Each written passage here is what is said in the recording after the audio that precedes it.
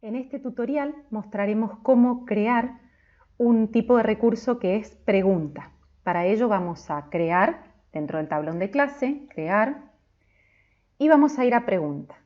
Este tipo de recurso se utiliza tipo encuesta, es decir, sin que esté calificada, o calificable, pero no es un cuestionario, simplemente es una pregunta, ¿sí? Una única pregunta. Podemos hacer una pregunta de interpretación o una de indagación para ver conocimientos previos. Por ejemplo, ¿qué operación presenta mayor dificultad o te cuesta más, se te dificulta más?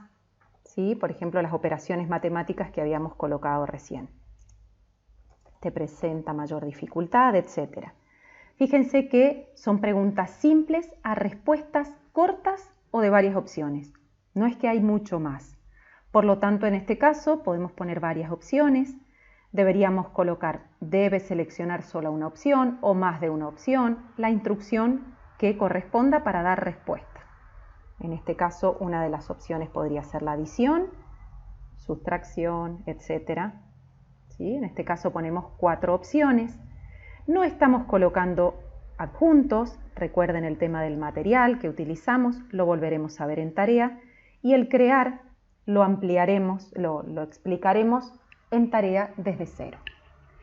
Al igual que nos ocurrió con material, fíjense en el panel derecho, nosotros tenemos en qué aulas deseamos realizar esta pregunta, para qué alumnos, y aquí viene la diferencia. En este caso, por defecto nos deja que sea puntuada o calificable. Nosotros queremos esta sin calificar.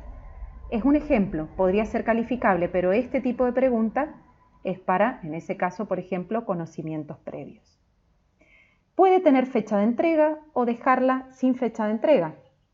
Que no esté calificada no quiere decir que no tenga una fecha de entrega. En este caso, por ejemplo, pondríamos para el día 5, a las 23:59 queda por defecto, de lo contrario yo podría colocar a las 10 de la mañana.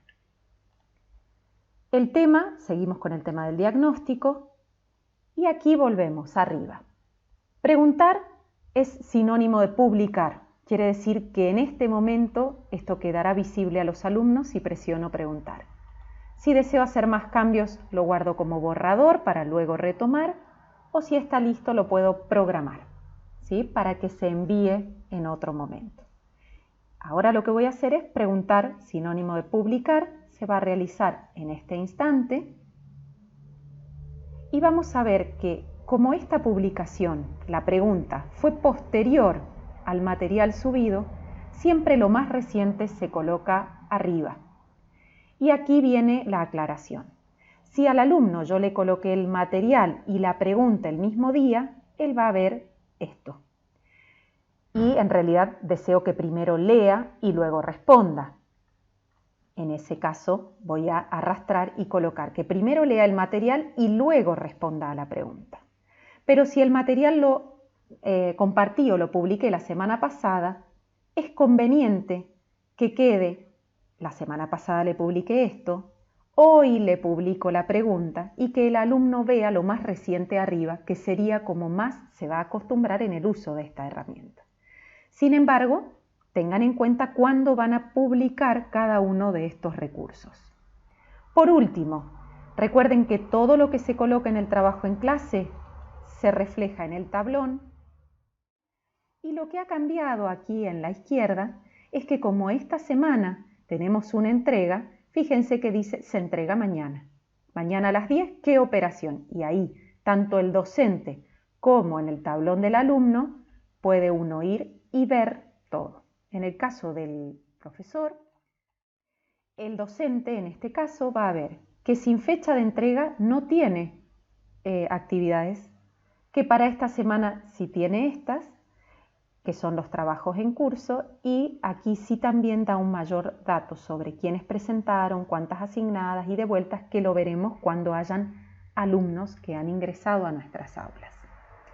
Por lo tanto, vimos que el trabajo en clase se publicó, se va a ver reflejado tanto en el trabajo en clase como en el tablón, y además recuerden que les llega al mail del alumno.